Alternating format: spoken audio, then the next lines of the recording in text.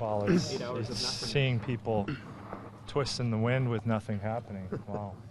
What kind of a day is this for the coaching staff then?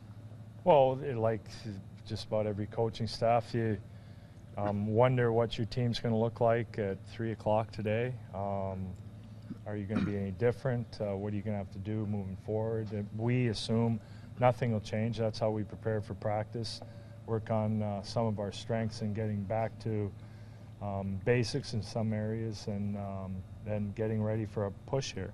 Berkey went on record today pretty much saying, he doesn't expect to see anything change. He pretty much thinks that this team is going to look the same tomorrow as it does now. Yeah. The players seem to feel really good about that they realize the onus is on them now. There's not going to be a hero coming in to save the day. Yeah, nobody. Well, it'll be nice not to look over your shoulder from the player's perspective, and no matter how you cut it, it's a difficult day for a lot of the players, and they're all watching either sport. Well, I'm not even Sports Channel and TSN. They're watching all this stuff now, and they're yelling at the TV and arguing because of some of the things they hear said about them personally or about somebody else, another player on another team. So once we don't have to worry about that, then just get positive again and move forward. On a day like today, how in contact are you with Brian? Well, they'll let me know what's going on, and there's no pokers in the fire as far as I'm concerned, or that I've been told up to this point. I'm sure they're fishing hard or trying. That's Brian's job every day, to try and make the team better. If there's somebody available and the cost is reasonable, then they'll make a deal. But from my understanding, just watching TV and from what I've heard, some of the asking prices are ridiculous up to this point. And there were a couple of trades that have set a very high bar, and that's what other teams with major assets possibly on the market are looking for, really big deals, and that's probably not going to happen.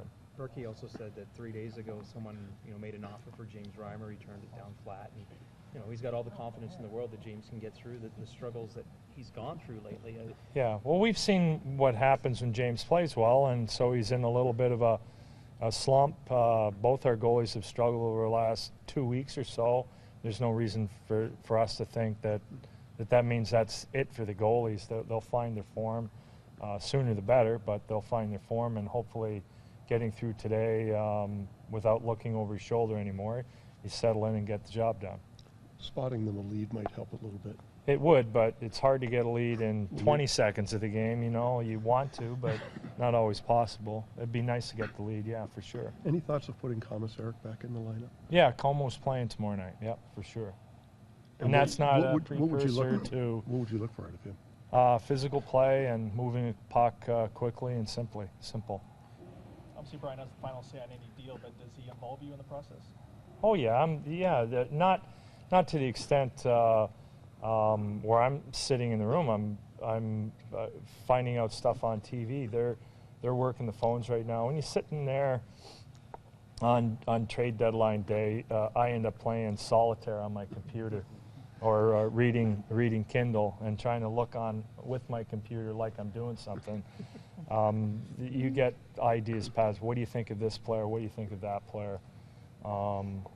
So far, none of the players that have been mentioned I've ever coached before, so I'm not going to have much input on that other than talking about our players or what anybody could do to help our team. Schen's a guy that's been involved in these rumors for months, it seems now, and he even admitted that it's one of those things where you just can't wait for 3 o'clock to hit today. Yeah, well, they are rumors. Yeah, remember, they're rumors. That's somebody put stuff out there, and I see a few of the gentlemen on these panels who I know have their own personal agenda, and throwing a rumor out there that can put sand in our gears is a smart thing to do for some of them. Do you see, though, a guy like Luke benefiting over having this whole thing? Once it's behind him, yeah, for sure. Then he can relax a little bit. It's, again, we can tell him that the rumors, and I know Berkey's had a number of discussions with Luke, and we try to be as open as we can with all of the players when they hear stuff like that.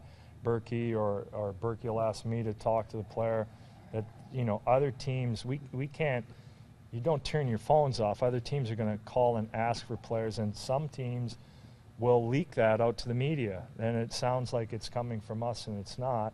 And so you immediately try to squash those rumors. With your player, you tell the player that's not what's happening. They've asked for you, and we're not interested. So there's nothing we can do until that deadline goes. I'd always, there's always 2, 3, 4, 5% doubt if you're the player. Are they? Well, they keep me going here. They can get me to play a little bit better. And then if we were the ones who were starting the rumor, or we were the ones asking, would you take so and so, then the team, you want to make sure your players are playing to their best, not their worst. That's for sure.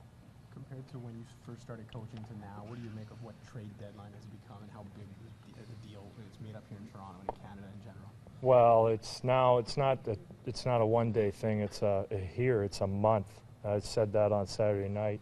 These rumors have been going on since Christmas time. It might even be 2 months. To me, I know it's fun for for fans and for the media, but it's out of hand now. And look, there's nothing happening. And with all these trades and rumors, and there's only been a couple minor deals, I consider them minor today. So it's not like 3 days of 120 players changing hands. And the guys who do, it's probably going to be insignificant in terms of helping current teams. Now, there's only a few trades I've seen the last couple of years that made an impact. Maybe Boston last year picking up Peverley made an impact on the Bruins. Other deals that are made don't really have much of an impact. Is it surprising to you that this doesn't happen in other sports like baseball? Or, well, it does surprise me. Because I think the other sports realize, and it's funny. Because hockey, you need to create chemistry, and in baseball, you don't need any chemistry. You bring in a first baseman; he's gonna bat in the order, and the chemistry part isn't as big as it is in hockey. You've got to play on a line with some guys. You've got to fit in, understand the nuances to the team. Hockey's really caught up in trades. It's actually, well, it's part of our system since the salary cap has really changed how you view the trade deadline, but we do have far too many trades as far as I'm concerned. Is there any chance Jake Gardiner gets sent down just to make him eligible for AHL playoffs, just a paper thing? I don't know. I'm not involved in that.